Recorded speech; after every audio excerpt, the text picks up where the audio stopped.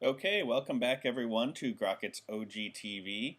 Grockit, like it says there in the corner, we're doing the GMAT edition where we go through the Graduate Management Admissions Test, the official, or actually the official guide to the test, the 12th edition, over there. Oh, that's not supposed to be a frowny face. You're supposed to be happy that you're studying. My name's Jim Jacobson. I'll be your teacher today. Last time we were finishing up the problem-solving section of the quantitative half of the book. Well, we won't finish it up today, but we're getting close. We left off on page 177. We finished with question 177, and so we're moving on to question 178 today. So go ahead and open your books to page 177 while I start to get the rest of this stuff down on electronic paper. Whoops, I already did it wrong. So it is page 177, question 178. So we have 68, 69, 74, 79, and 84. So the table above shows the number of students in 3 clubs at McAuliffe School. Although no student is in all 3 clubs, 10 students are in both chess and drama, 5 students are in both chess and math, and 6 students are in both drama and math. How many different students are in the 3 clubs? So it was something like this. So we're given some information in chart form, and then we're given some information in the actual question stem. I'm a big fan of Venn diagrams, those things, those overlapping circles.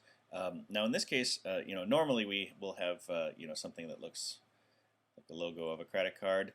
In this particular case, we have 3 clubs, so we are actually going to need 3 circles.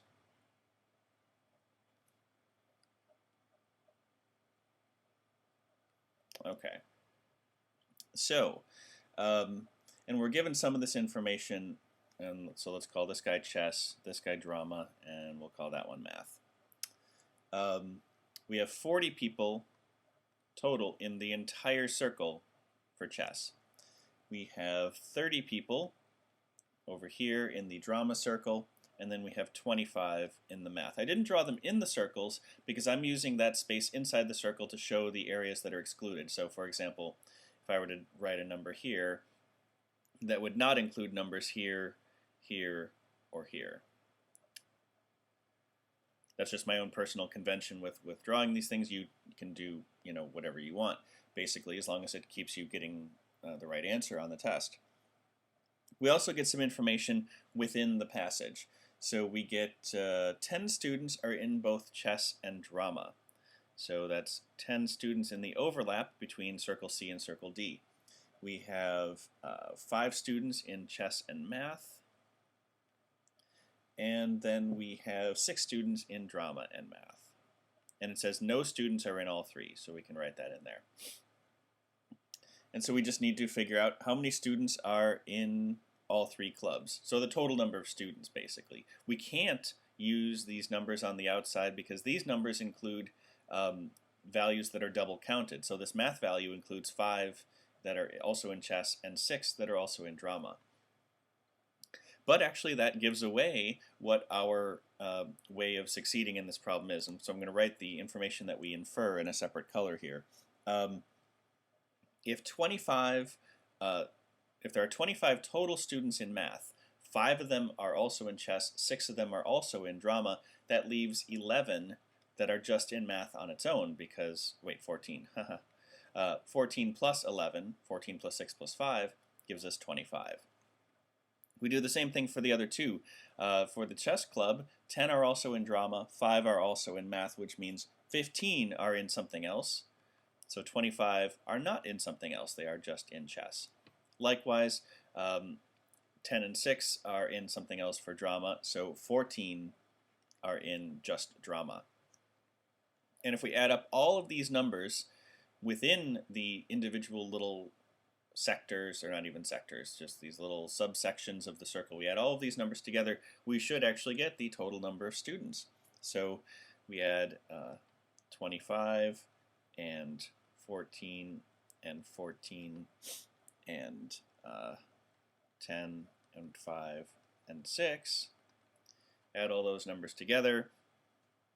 So, You can pair it up however you want. I'm one of these people who likes to get things to even tens. So that's 30, and here's another 20. And then we have 24 left. So 30 and 20 and 24 gives us 74. Answer choice C. Last one on page 177 is question 179. We have some fractions in our answer choices: 3/4, 8/9, 18/19, 23/24, and I can't answer. So this type of question is relatively rare and really just tests it certainly is testing concepts as well as computation. Whenever they give you the option, it cannot be determined from the information given. So the ratio of two quantities is 3:4. If each of the quantities is increased by 5, what is the ratio of these two new quantities? So the ratio is 3:4. This is actually a fundamental lesson of the nature of ratios. That is, basically, that the real numbers that are behind the ratio can be something very different. Let's just say it's 3/4. If we add each of the quantities, if we increase each by 5, so it would actually, there's no equal sign, it would be 3 plus 5 over 4 plus 5, which gives us 8/9. Answer choice B. What happens if it's a multiple, though, of this same ratio? If we start off with 6/10, 6 plus 5 over, what? 6/10, 6/8. So that's double, and then let's say triple would be 9/12. 6 plus 5 over 8 plus 5, 9 plus 5 over 12 plus 5. So here we get 11/13. Here we get 14/17. And basically, if it isn't clear by now, I'll just outright say, when you have a ratio, adding flat numbers to the elements of the ratio leaves you with a ratio that you have no idea what the new ratio is, because you have definitely changed it. And I guess the one exception would have been if the ratio had been 5:5, adding 5 to both elements would have been fine, but I don't know why the GMAT would test that. So obviously this guy here is a trap, because that's just assuming you added 5 to each. The original answer is assuming that you think that adding the same number to the numerator and the denominator leaves the ratio the same, when in fact it's multiplying the numerator and the denominator by the same thing that leaves it the same. These other two ones, I have no idea where they got them from. But, so this one, there's almost no math that we needed to do, but if you wanted to test out the theory, that's what this stuff is for. You simply cannot determine from the information given, without knowing the original numbers that are in the ratio. Adding numbers to a ratio is nonsense. Answer choice E. On to 178, number 180.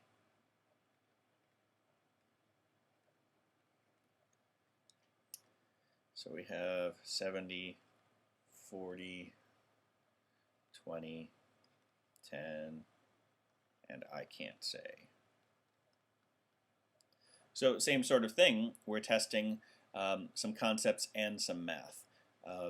Again, be very, very careful whenever you see one of these ones where it's, it cannot be determined from the information given. It doesn't mean that that's the answer, of course, but know that there may be some kind of trick, that some sort of thing that they're testing about solvability in general. So if the average of x and y is 60 and the average of y and z is 80, what is the value of z minus x? So average of x and y is 60, so x plus y divided by 2, that's how you determine their average. That's 60. And we have y plus z, average of those two is 80. The question here is, in case it didn't jump out at you. The question is testing number of variables and number of equations. Remember, in order to, sort of a general rule is that for every variable you have, you will need an equation in order to solve for that variable, or to solve for all the variables. So if you have two variables, you will need two distinct equations to solve for those variables. In this one, we have three distinct variables, x, y, and z, and only two equations. And so that's where choice E is coming from, that you cannot determine from the information given. However, in this particular case, we are not actually solving for a variable. We are solving for a relationship between two variables, and that you can do with only two equations. First off, let's get rid of the fractions. So if we say x plus y equals 120 and y plus z equals 160, from here, remember we're trying to solve for z minus x. So we can actually just subtract this equation number 1 from equation number 2. So if we kind of rewrite this as y plus x equals 120 and subtract that whole thing, this is what's called the combination method of solving systems of equations. Y minus y is 0, z minus x is z minus x, and 160 minus 120 is 40. The question was actually asking us for what z minus x equals, so answer choice B, 40, is our correct answer. So again, this was the big trap here. It is good to check, you know, especially when you have when you get the "it cannot be determined from the information given" in your answer choices. You know, one of the first things you should check in a question like this is, do you have enough equations for your variables? But do also double check whether it's a relationship or you know, a relationship between the variables or an actual variable that it's asking for. Okay, on to the next one.